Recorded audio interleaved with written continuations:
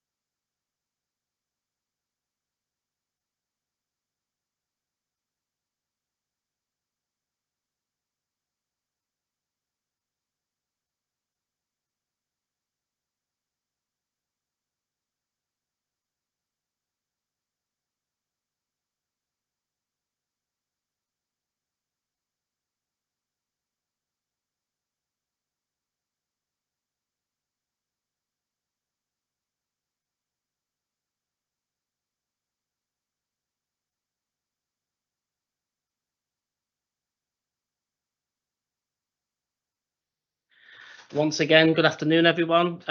We will be starting very shortly. We're just giving a couple more minutes just for people to join the webinar, and then we'll get going.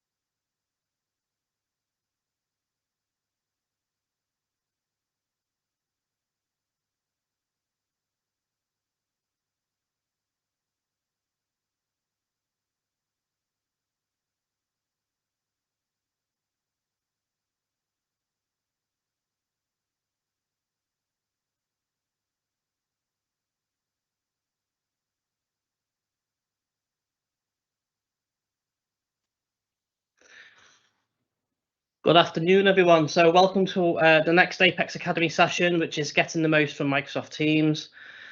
This is a guest webinar. It's being hosted by Luke Pickthall. He's from Pax8. He's one of our sort of channel vendors. We'll be honest, part of this webinar is pre-recorded because of the difficulties we have recording Teams as a demo. So it is pre-recorded. The Q&A at the end is live. So if you have got any questions as we're presenting the presentation, please ask away in the Q&A section, and we'll do our best to answer those at the end. So without further ado, we'll move on. So take it away, Luke. Hi, my name's Luke Pickthall. I'm an account manager at Pax8. Pax8 is one of Apex Computing's channel partners, and I'm here today to give an introduction and overview to Microsoft Teams and how we can get the most from Teams as a solution. John asked me to speak on this webinar as before I worked for Pax8, I was a third-line support engineer for Microsoft for a number of years, and that gave me a great foundation into the Microsoft stack, especially around Microsoft Teams. I'm looking forward to running through a quick presentation and answering any questions you may have at the Q&A at the end of the webinar. So let's jump into Microsoft Teams. Firstly, what is Microsoft Teams?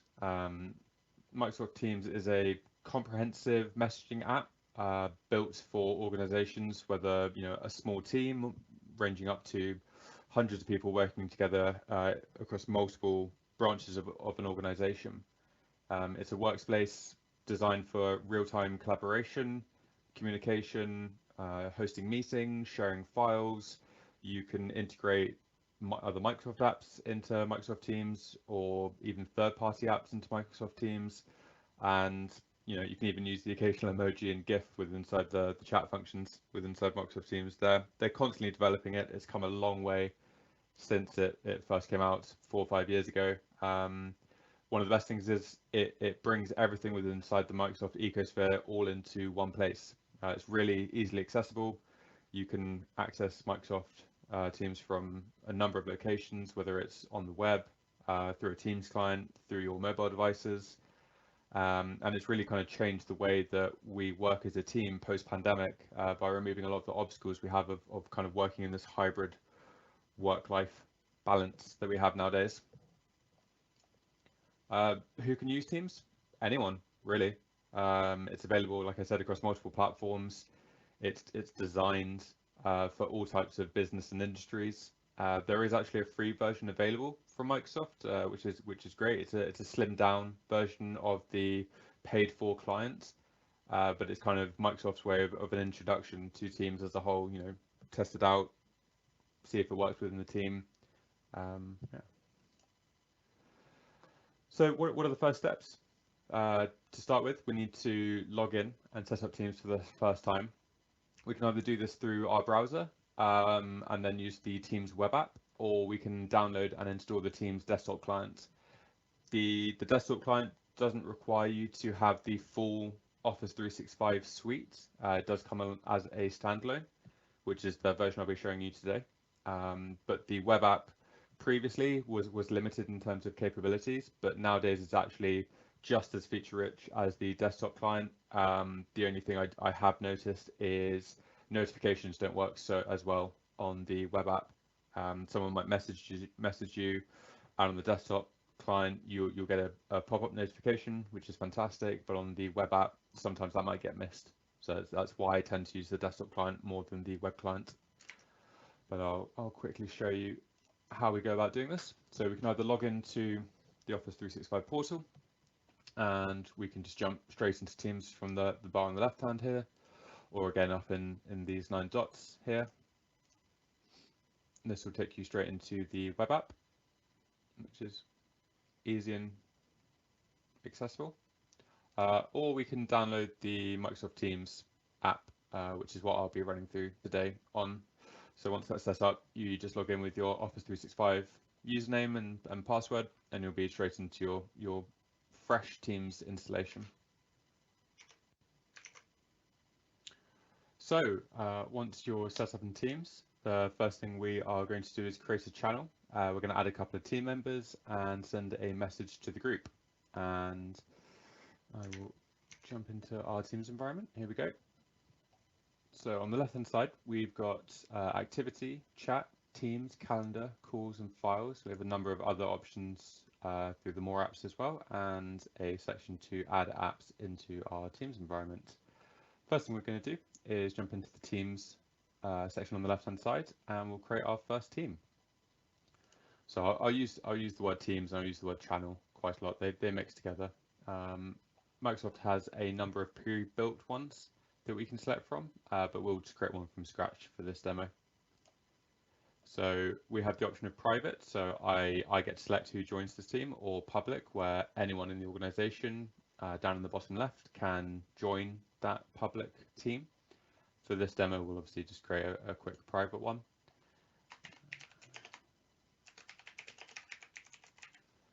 And then we can give it a quick description.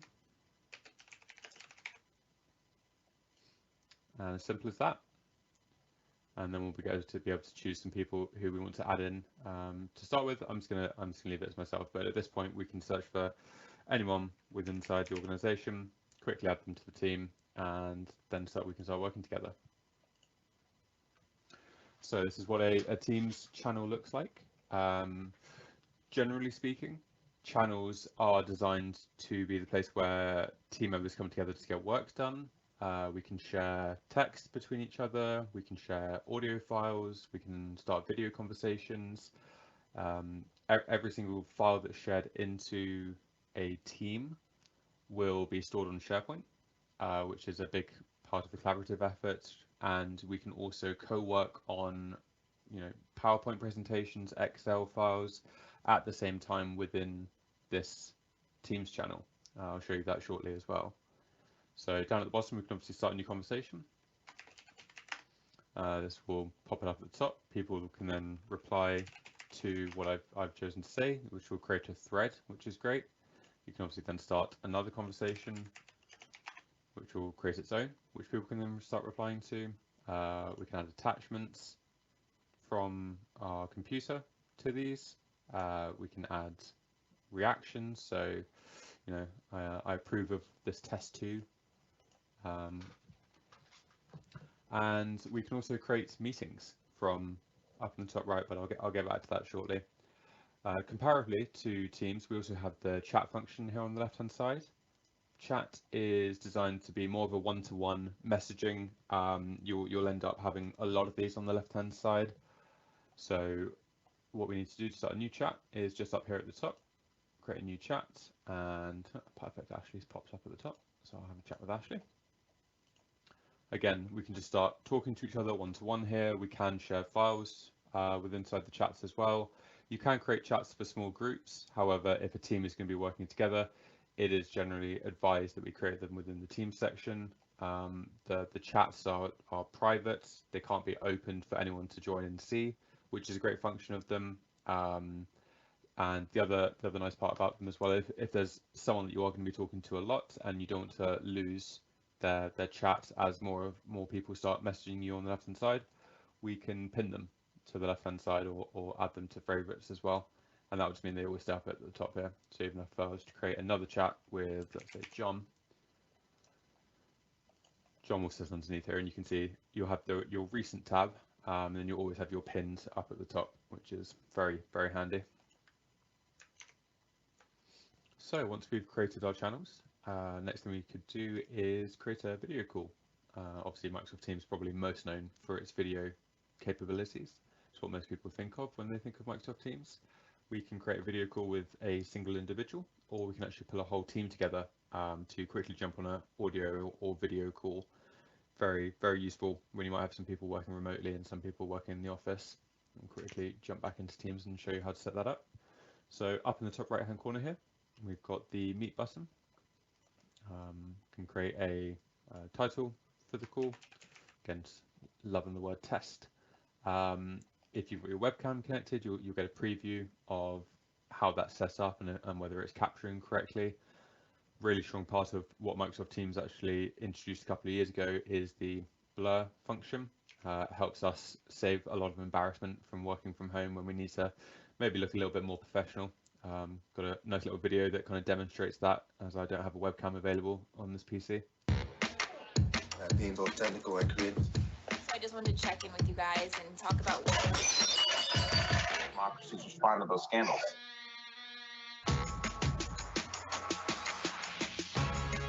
My apologies.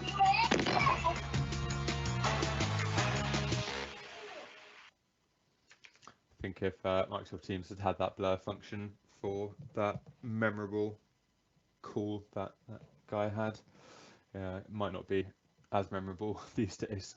So once we've set all these configurations, we can jump straight into the meeting,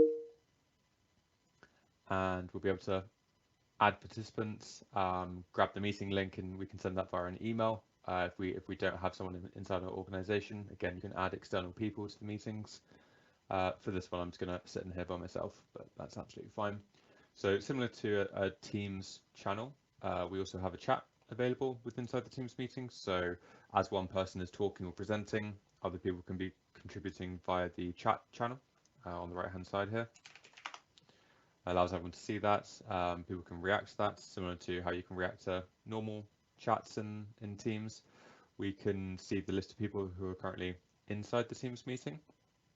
As the organizer for this meeting, I'll actually have the capability of muting people from this section, so I could right click on another person on this panel and actually mute them, or even remove them from the meeting if I had to, if they weren't behaving themselves. And we can also search for other people and add them also into the meeting through this panel. also got the raise hand function, which is quite nice. So if someone's got a question and you don't want to just interrupt someone who's mid-flow, you can raise your hand. It will highlight your video box with the yellow border, indicating that you've got a question you'd like to ask. Again, got reactions here, so you can click these and this will pop up on the video call for other people to see. And another really strong function is the share feature within Microsoft Teams. So previously this was only available on the desktop client, not on the web client, but that's since been changed and you can now share your screen via the web client as well.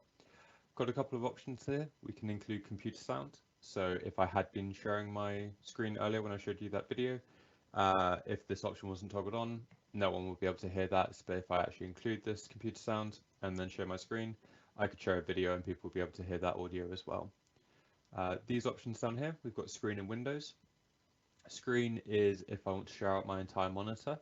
If I'm switching between the applications and I want you to be able to see those applications, I can share a screen, you'll be able to see everything, or I can choose a specific window. And then if I was to share Chrome, you would only be able to see Chrome. So if I was actually pulling up other information onto my monitor in front of me, but I don't want to share that information, this is a great use of that. I won't share these because it will actually interrupt my capture. Perfect. And then yeah, up in the top right here, we can leave the meeting.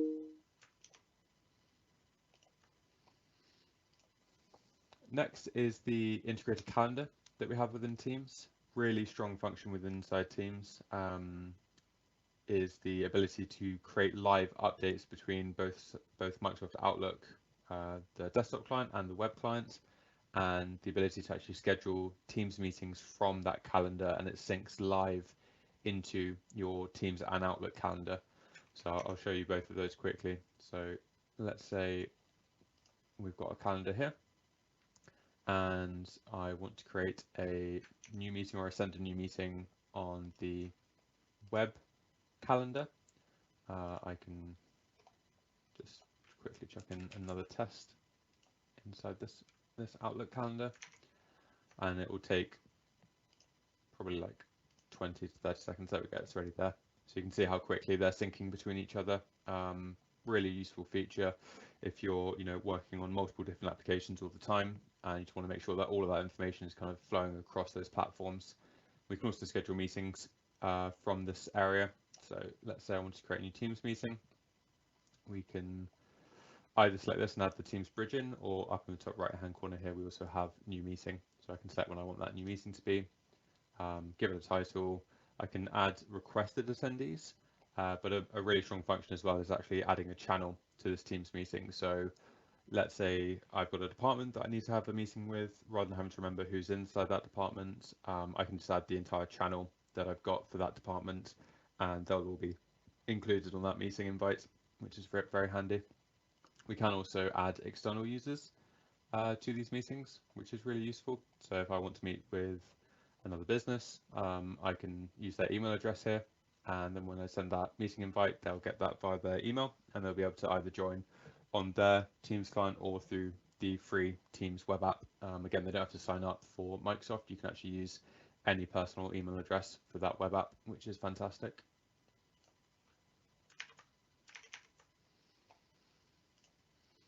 We also have the ability to share files and documents, which is very useful if you're looking to work as a team on specific documents. We can either do that with inside the Teams button here on the left-hand side, or we can do it in a chat on a one-to-one basis.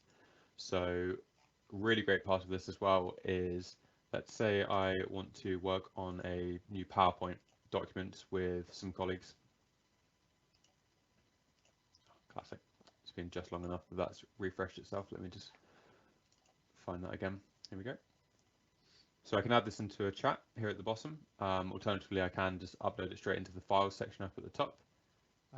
If anyone is to click on this now within inside our team, one of the great things is you don't have to have PowerPoint open to work on this. You can actually edit these documents, work on these together with inside Microsoft Teams. Doesn't require you logging in and out of multiple applications.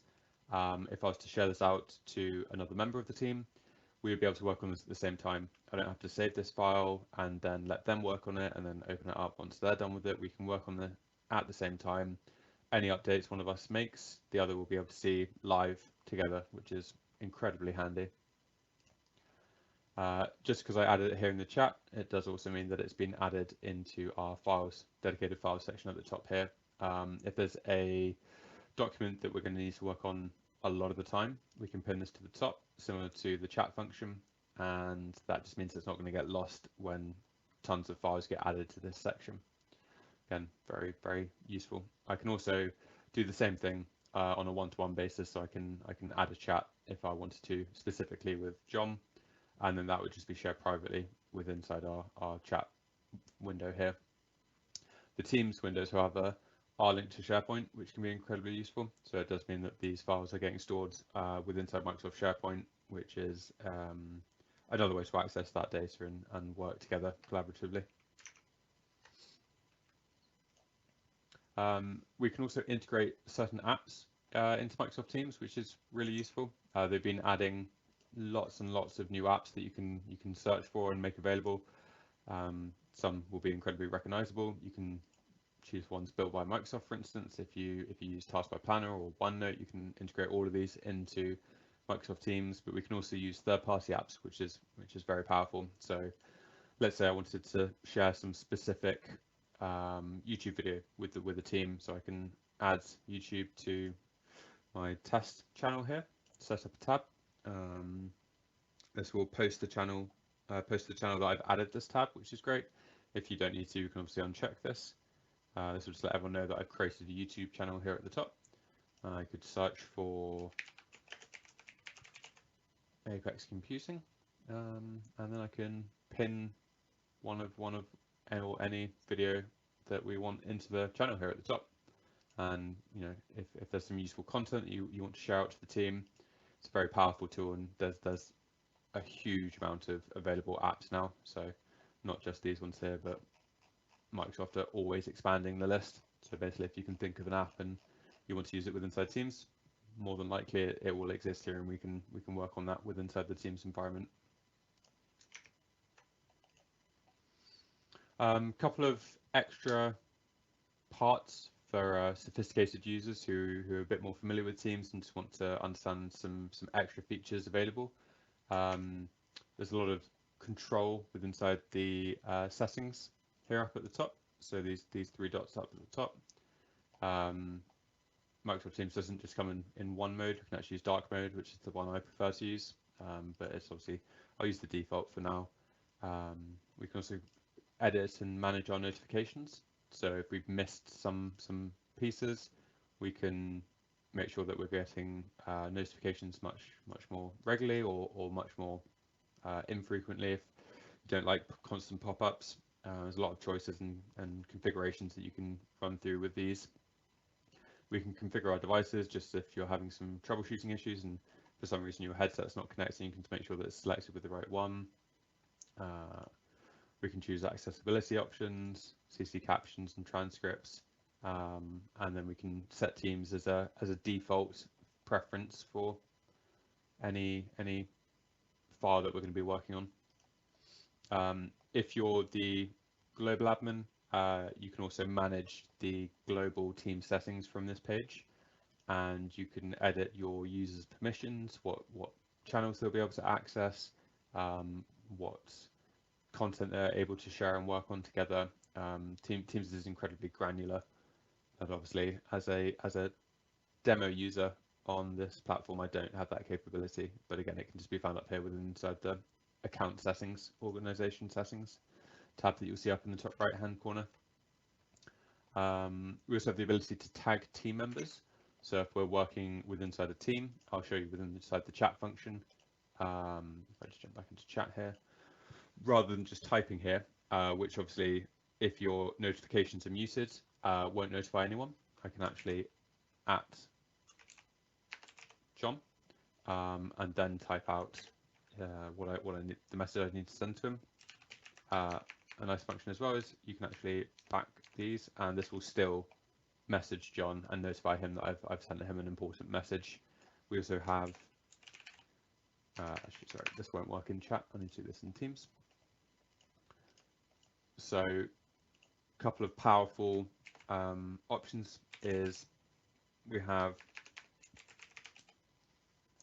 @channel, and this will ping everyone within inside the channel, which can be very useful if you need to send out a message that everyone needs to read and make sure that no one misses that. This will ping everyone in the channel, and you'll get a notification and a pop-up notification that someone has posted an important update to the channel.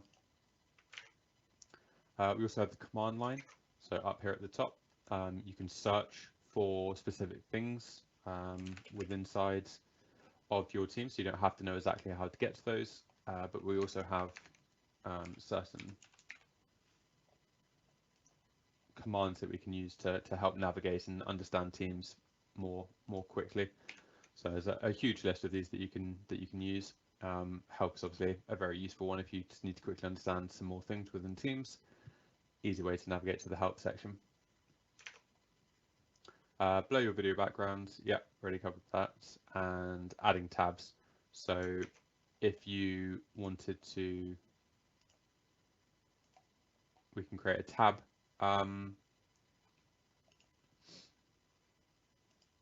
Obviously, I'd have to add quite a few documents in, but tabs can be very useful. I'm sure a lot of people are used to how tabs work, but you can add a tab up in the top here, and this will allow you to quickly navigate and work on these together as a team. And then, yeah, Microsoft do offer a free trial for Microsoft Teams. You can find this by just Googling Microsoft Teams for free, and they'll let you sign up for free. This is just a web app version. There is a paid version which comes with a desktop client, and it is more feature rich. Kind of more than happy to kind of send some documentation about what those differences are. Yeah, that as a whole is Microsoft, a quick introduction and overview of Microsoft Teams. Please let me know if you've got any questions. More than happy to go through any extra bits, anything you thought was interesting there. Please let me know. Thank you.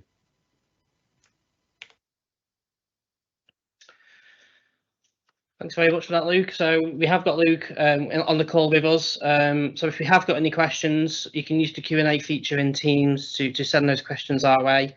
One of the questions that's come up is, are files secure when they are sent as part of Teams? I see Luke's already replied to that, but Luke, do you want to just expand on that if you can? Of course, absolutely. Thank you, Ashley. So yes, Microsoft has a system in place that means any files sent on Microsoft Teams is encrypted by default. That's sending and receiving, which prevents any information being viewed without authorization. If you've added a team member into your Teams channel, when you're sharing that document, you're giving them authorization. But if there's anyone who wasn't part of that team, they wouldn't be able to view that document. It would inherently say you don't have permission to access this data.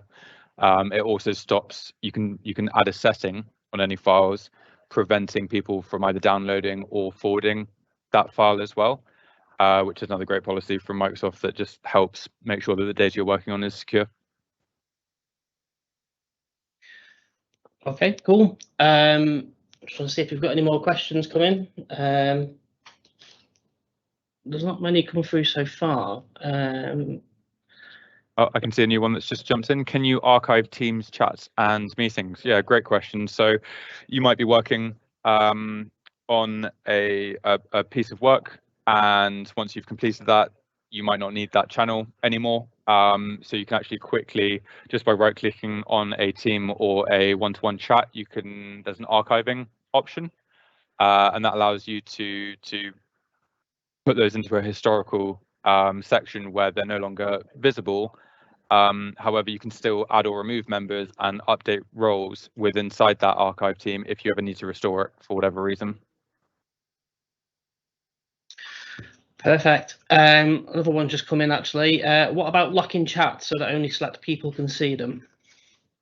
Yeah, great question. So chats by default are locked. You'll see a little padlock icon on those chats. What that is doing is it prevents anyone else in the organization who's not been added to that chat to view it or search for it or include themselves You can also do that on the teams that you create, the channels. You saw when I created the channel to start with, it said, do you want to make this private or do you want to make this public?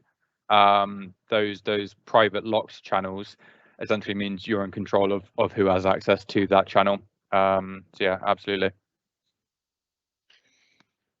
Thanks, Luke. I think that might be it for now. I'm not sure if we've got any more coming in. I can't see any. Right, at this point then, it's probably best to call it there. What we'll do is we'll make a recording of this webinar available on YouTube, on our YouTube channel. We'll share that out for those that haven't been able to make the live sort of webinar. And in the meantime, if any of our customers do have any questions, do fire them to the webinar's email address. We'll make sure they get distributed. The questions get distributed accordingly. And we'll get those sort of queries answered. So thanks very much for your time. If you've joined us this afternoon, and thank you to you as well, Luke, for spending the time to do this. It's really appreciated. Absolutely. Thank you for having me. Okay. Thanks, everyone.